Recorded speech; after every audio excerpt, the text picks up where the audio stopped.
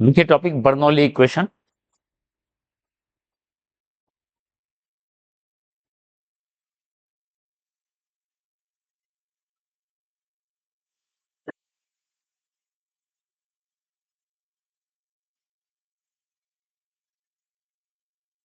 ये बहुत इंपॉर्टेंट है, स्कूल एग्जाम में डायरेक्ट आता है यही प्रूफ, और प्लस कंपटीशन के लिए, कंपटीशन में भी खूब आता है। मतलब फ्लूइड का डायनेमिक्स का सबसे इंपॉर्टेंट सेक्शन यही है, बर्नौली इक्वेशन। ठीक है, अब इसका क्या कहानी है, हम लोग लास्ट क्लास में इक्वेशन ऑफ कंटिन्यूटी देखें, लास्ट क्लास में। ठीक है, अगर किसी पाइप से लिक्विड फ्लो हो रहा है, ठीक है, पहला हम लोग देखे थे इक्वेशन ऑफ कंटिन्यूटी। ये क्या था, ये था, मान लो कोई पाइप है,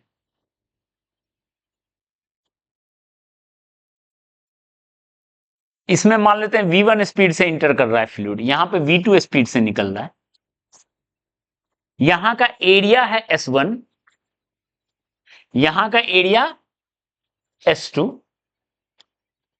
तो जो इनफ्लो का रेट होगा S1V1, पहला इक्वेशन ऑफ कंटिन्यूटी क्या था, S1 यानी rate of volume inflow equal to rate of volume, जितना लीटर पर सेकेंड इंटर कर रहा है उतना लीटर पर सेकेंड लीव कर रहा है। ठीक है, इसको आप बोल सकते हो this is based on conservation of fluid, conservation of fluid, mass का कंजर्वेशन ऑफ मास, या वॉल्यूम का कंजर्वेशन ऑफ मास मानो। ठीक है, कंजर्वेशन ऑफ मास प्रिंसिपल पे बेस्ड। ठीक है, क्लियर है, डन। चलिए, अब जो है अगला क्या इक्वेशन आएगा, देखो अगला जो इक्वेशन आएगा बर्नौली इक्वेशन क्या आएगा, मान लो पाइप जो है ग्राउंड से या रेफरेंस लेवल से एक एंड H1 हाइट पे है और एक एंड H2 हाइट, एक एंड H1 हाइट पे है और एक एंड H2 हाइट पे है। ओके, तो अब देखिए,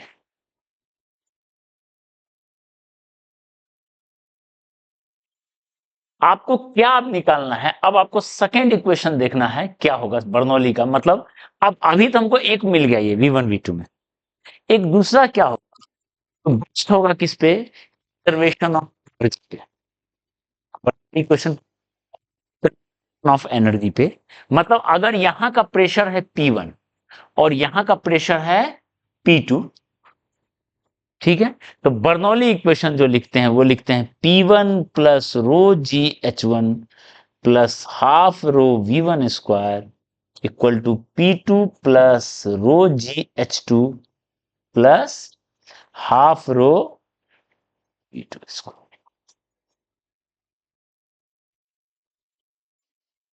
ये कैसे आप, कहां से हम इक्वेशन लिख दिए, जैसे ये इक्वेशन लिखे तो इसका प्रूफ था, अब ये समझेंगे। मतलब यहां का pressure plus rho G H, एक टाइप से पोटेंशियल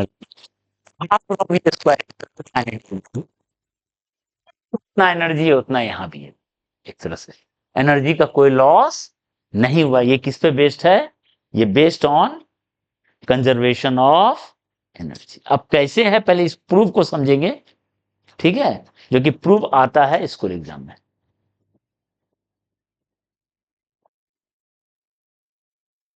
ठीक है, ओके, ठीक है, तो देखिए हम लोग क्या करते हैं, शुरू इस तरीके से करते हैं, देखो, let delta M mass enters the tube in time delta T, delta T time में डेल्टा मास इंटर किया ट्यूब में, and equal and delta M mass leave the tube in time delta T. Delta M enter किया तो delta M क्या करेगा, leave करेगा, जितना मास enter किया उतना लीव करेगा। ठीक है, और डेल्टा एम का वैल्यू क्या लिखेंगे, डेंसिटी इंटू डेल्टा वी, और डेल्टा वी क्या होता है, S V delta T, last class में बता चुके। वॉल्यूम जो है एरिया डेल्टा टी, यानी हम यहां लिख सकते हैं डेल्टा एम का value rho S one V one delta T या rho S two V two delta T. इतना मास इंटर कर रहा है डेल्टा टी टाइम में। क्लियर है? फ्लूइड में इंटर, ट्यूब में इंटर कर रहा है, इतना लीव कर रहा है। ओके, तो अब सबसे पहले आते हैं उसका काइनेटिक एनर्जी कितना चेंज हुआ। चेंज इन काइनेटिक एनर्जी, ठीक है। Change in kinetic energy, final kinetic energy, initial kinetic energy v1 square. ठीक, हम लिखें change in kinetic energy unit volume.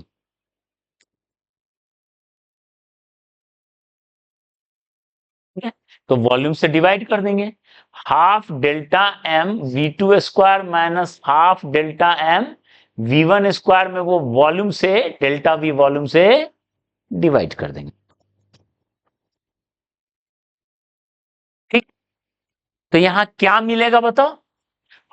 मास में वॉल्यूम डिवाइड हुआ तो डेंसिटी,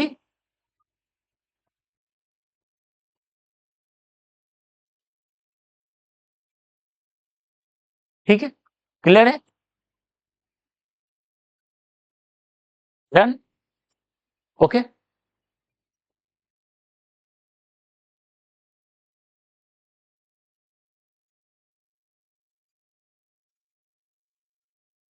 ठीक है, change in kinetic energy per unit volume, kinetic energy का इतना पर वॉल्यूम, पर यूनिट वॉल्यूम में। अब लिखते हैं change in potential energy. Change in potential energy कितना होगा?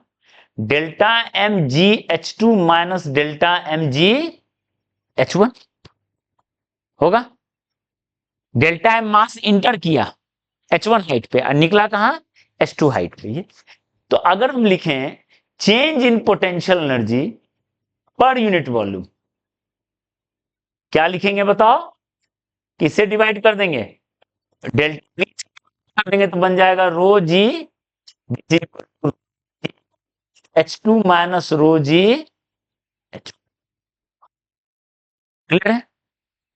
तो change in kinetic, change in potential समझ में। Okay,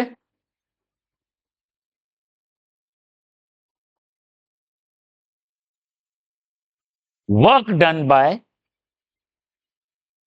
pressure force.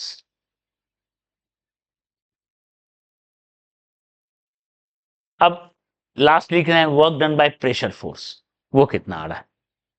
ठीक है, तो बताओ यहां पे प्रेशर है P1, तो ये फोर्स इधर से कितना लग रहा होगा? P1 इंटू एस वन लग रहा होगा, और इधर से फोर्स कितना लग रहा होगा? P2 into S two. पहले देख लो डेरिवेशन। एक एंड से फोर्स लग रहा होगा प्रेशर का कितना? P1 इंटू एस वन, एक एंड से लग रहा होगा P2 इंटू एस टू। ठीक है, तो बताओ ये इसका वर्क क्या होगा? W1 पॉजिटिव होगा क्योंकि जिधर फोर्स है उधर मूव कर रहा है, और इधर जिधर फोर्स है उसका उल्टा मूव कर रहा है, तो यहां वर्क क्या होगा? नेगेटिव होगा। फोर्स प्रेशर इंटू एरिया कैसे लगे? फोर्स उस एरिया पे, यहां का प्रेशर P है, तो इधर से कैसे फोर्स लेगा? ऐसे ट्यूब का मुंह ऐसा है और यहां प्रेशर है P, तो सिस्टम तो तुम्हारा पूरा ट्यूब है ना, तो हम तो एक्सटर्नल फोर्स का निकालेंगे वर्क। तो एक्सटर्नल फोर्स P2 कैसे लगाएगा? ऐसे लगाएगा फोर्स। ठीक है, एक तरफ वर्क हो गया पॉजिटिव, एक तरफ नेगेटिव। वर्क किसके इक्वल होगा? P1 इंटू डिस्प्लेसमेंट, मान लेते हैं आगे बढ़ा डेल्टा L1, और यहां होगा minus P2 into delta L2, उधर आगे बढ़ा डेल्टा L2। डेल्टा नहीं, P1 नहीं, force F1 into force into displacement होता है ना, फोर्स इंटू डिस्प्लेसमेंट। फोर्स किसके इक्वल है बताओ? फोर्स है P1 into S one delta L1, इधर कितना होगा? P2 into S to. ठीक है, अच्छा, P1 into S one into delta L1 को क्या लिख सकते हैं? V1 इंटू डेल्टा T लिख सकते हैं, स्पीड इंटू टाइम। यहां क्या लिख सकते हैं? P2 S2 V2 into delta T लिख सकते हैं। देखो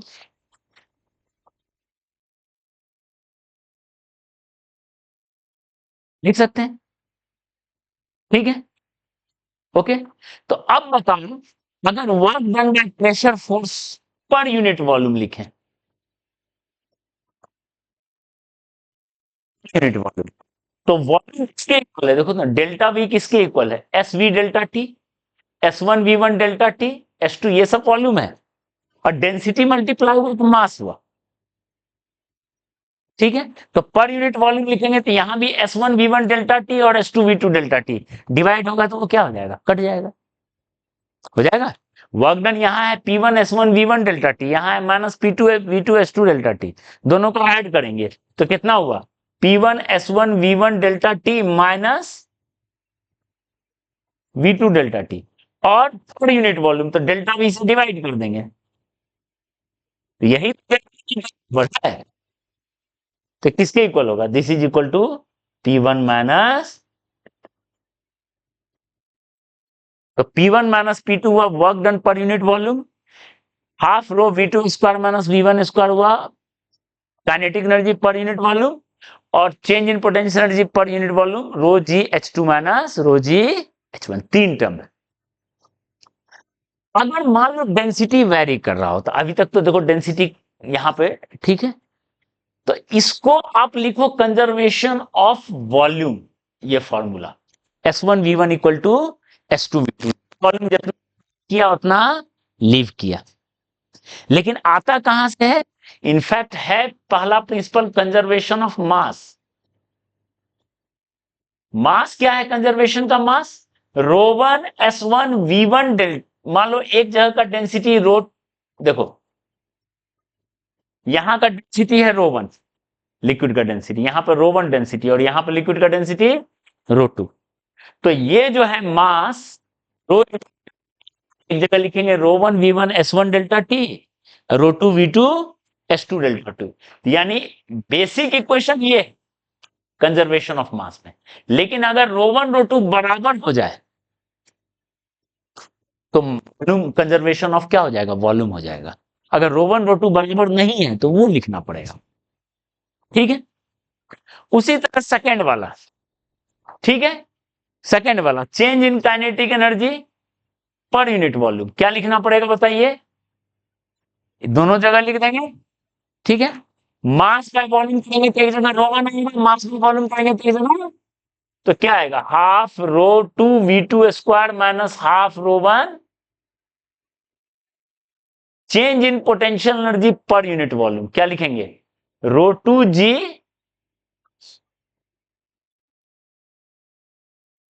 वर्क डन बाय प्रेशर, वहां तो कुछ है ही नहीं, work done by pressure per unit volume, ठीक है। तो क्या लिखेंगे, P one minus P two, वही सब टर्म, बस रो वन रो टू आ गया, क्लियर है।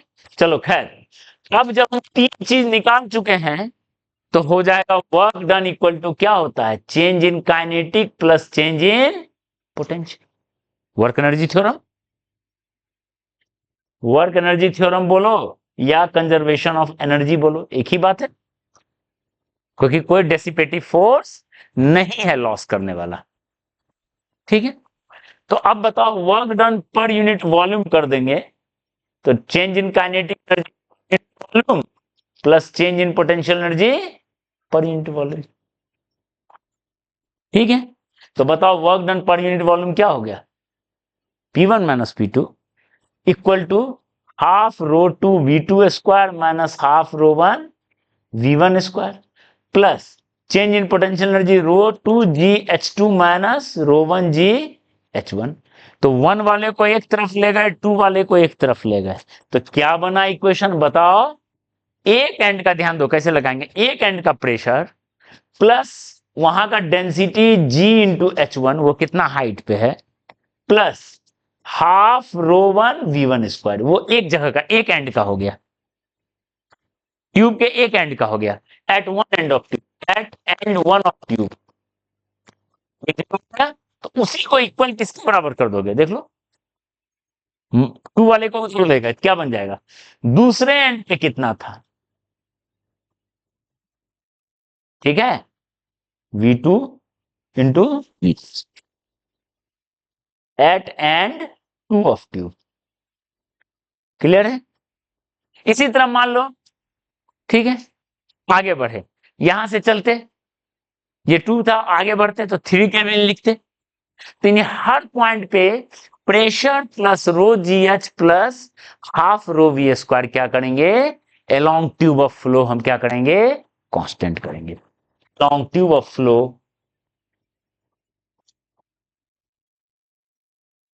Pressure plus rho G H half rho V square, ये क्लियर है?